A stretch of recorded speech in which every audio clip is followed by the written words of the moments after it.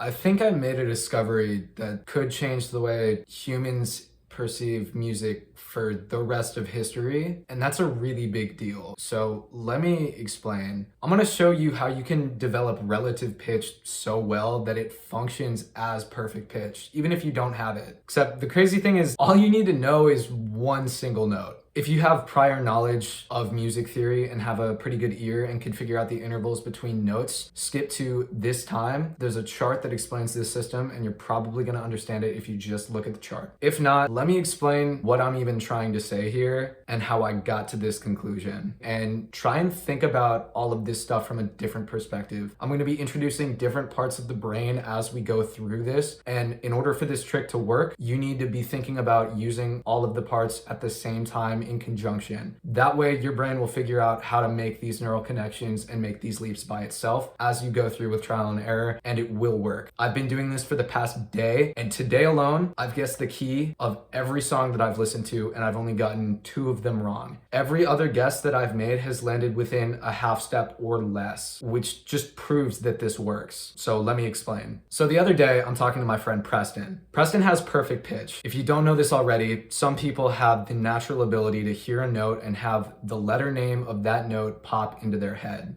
They don't need to do any thinking. It all happens subconsciously, and it is a natural gift. You can't learn subconscious perfect pitch, and you'll know whether or not you have it, I think, by like age 6. I go to a music college, so it's super common for people to have perfect pitch, and my friend Preston happens to have it. One day I started a conversation with him about it just because I was curious and I was wondering how it even really works. He explained that the way he understood it, every time he heard a specific note that he was trying to identify, his brain would automatically think back to the first memory of the time he heard that note and was able to identify it. So for example, if the note was a C, Preston's brain is most likely jumping back to the internal memory of sitting down behind a piano, playing a C for the first time and understanding that that note was a C. He said it had to do with being able to recall the memory of that note really well, and his brain was just able to subconsciously do that. Because Preston described it in a very logical, linear perspective, I was able to start thinking about notes like that. However, I didn't have all the pieces, so I started doing some more research, and this is what I found. So the auditory cortex is the part of the brain that perceives pitch and the differences between them. One thing that I didn't know going into this is that your auditory cortex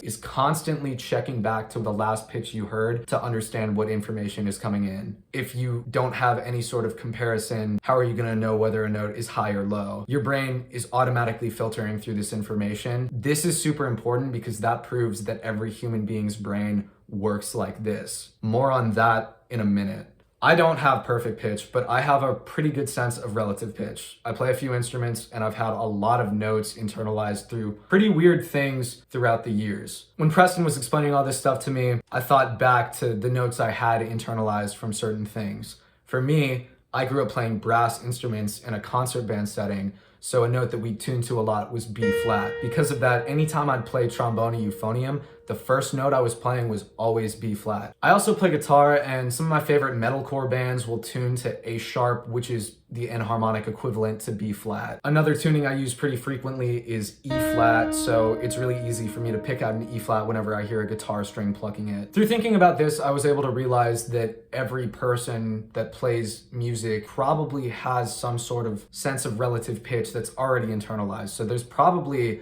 a home base every musician has, whether they know it or not.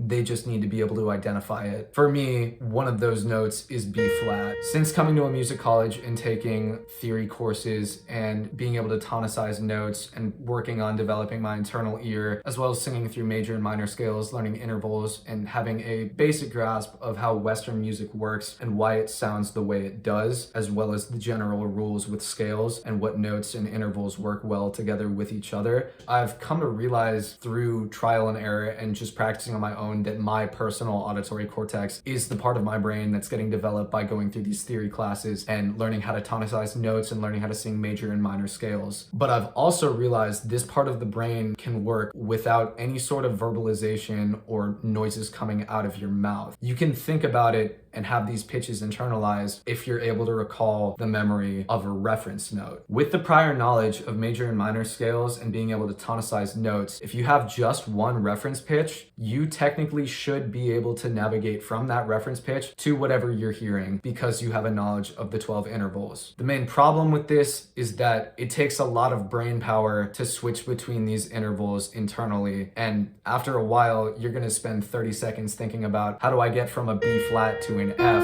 rather than what note am I hearing, because chances are you're not going to be listening to a note for 30 seconds. At that point, the ability isn't even real anymore. This got me thinking even more about how I personally could develop a functional sense of relative pitch so well it would function as perfect pitch. With this knowledge of being able to navigate from any interval, technically speaking, I could be able to figure out all the fastest ways to jump between notes just by having a single internal reference point. Once I came to this realization, it was time for me to go to my 9:30 a.m. Theory 3 class. As we sit there learning about not any of this stuff, I'm dozing off thinking about what's the fastest way that you can get to any given note and what note would be the best starting point. I'm looking at a piece of staff paper and the thing we're working on is in C major. Now, in Western music, there are 12 notes. And in the C major scale, there are 8 of those 12 notes. To fill in the other 4 notes, the other key that you would need would be B major. With just the keys C major and B major, you've covered all 12 notes. C covers all the white keys on the piano, B major covers all the black keys on the piano. After organizing all that information on a sheet of paper in front of me, I thought, okay, it's easiest to tonicize C. No.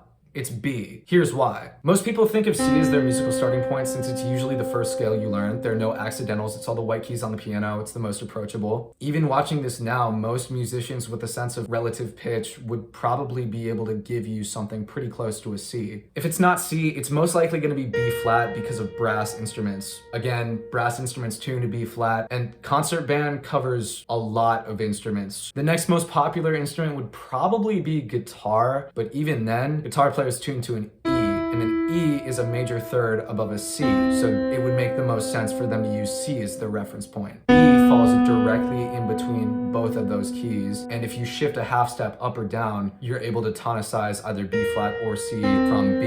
Now, here's where this system gets really crazy, but after drawing out a diagram and explaining it on paper, it actually makes a ton of sense and it's really easy. I've drawn out a system for, as of right now, what I believe is the easiest and most efficient way to get to every single note from B in the fastest way possible. The craziest part about this whole system is that it works internally. If you have B memorized well enough, you should be able to navigate through these pitches with the steps outlined in this system. It's essentially the quadratic formula for relative pitch. Now, from this point on in the video, we're gonna start thinking algebraically in terms of process of elimination. There are 12 notes in Western music, and we wanna figure out how to get from B to every other note as efficiently as possible, all while listening to whatever note's coming into our ear and relating it to that note as such. To really test this hypothesis, I got a second person that I knew with perfect pitch to explain his to me. He described it as a natural ability that he thought that everybody had, but he did mention that one flaw he noticed was that he was every now and then a half step off. He also mentioned that he was a naturally flat singer, so if his voice was his reference point,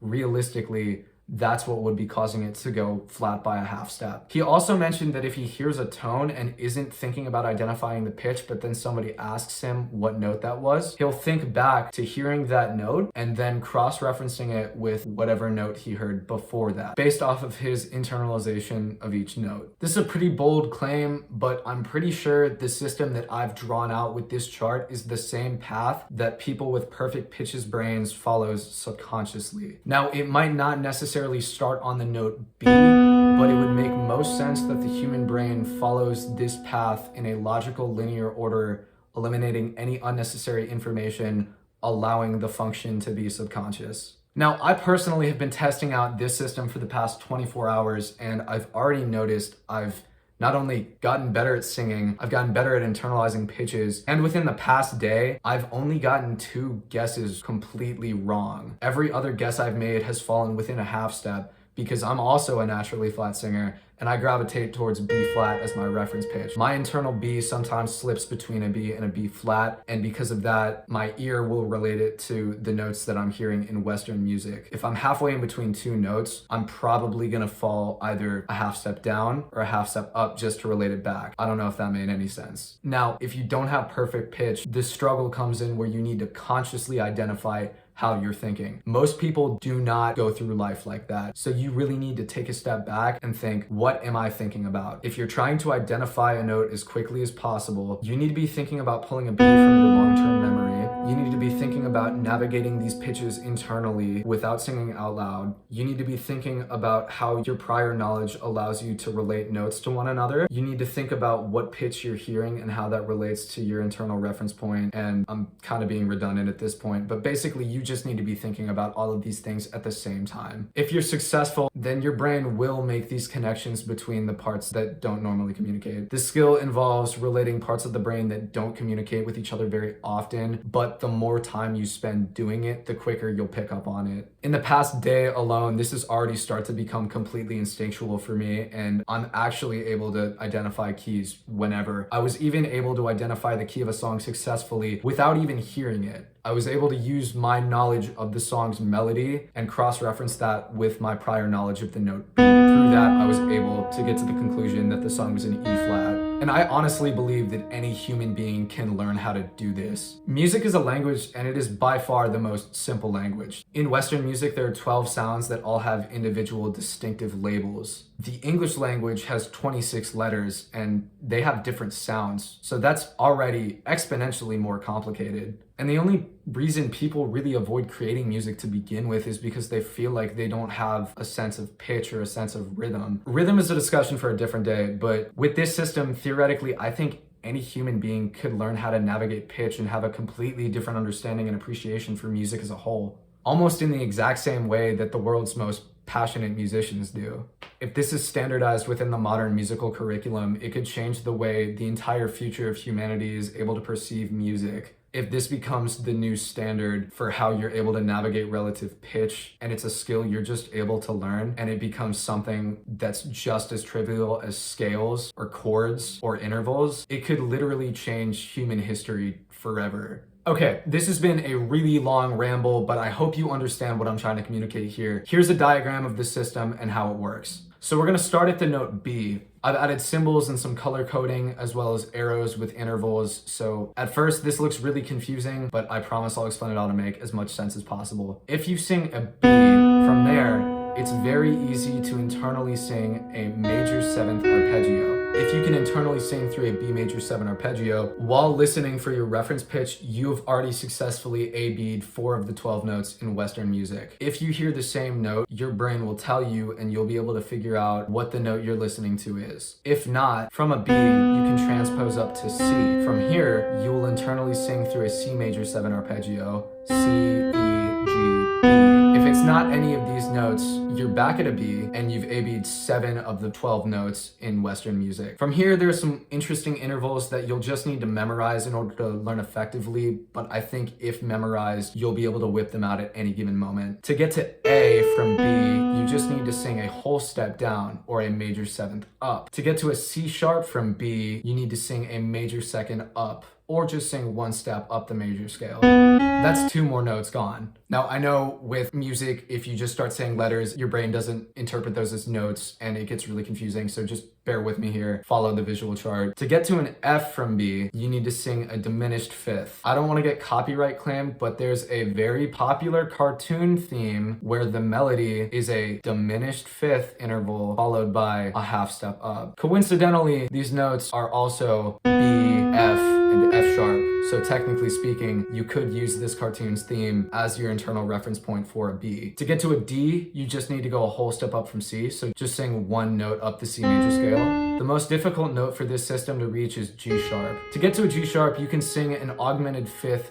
from C, but that's really difficult to navigate internally, so it would just make more sense for you to memorize the interval C to G sharp. At this point, we've trial and errored every single note in Western music, so you'll have figured out what key the song you're listening to is in, or whatever note you're trying to figure out. With this system, if learned efficiently enough, I honestly believe anyone can learn to do this within about 3 seconds. If you can identify a note in that short of a time frame, it functions just as well as perfect pitch, and anybody can learn this. I've been trying this for about a day, and it has been so absolutely mind-blowing that I am legitimately confident this could change the world. If not, anyone that sees this video and has the drive and ambition to get it done, it's gonna change the way that they perceive music forever, and that's a huge deal. This has already benefited me so much as a musician, and I honestly can't believe this skill isn't standardized as something that all musicians should learn. It's really not that difficult, and anyone can do it. So let me know in the comments if this works for you. If not,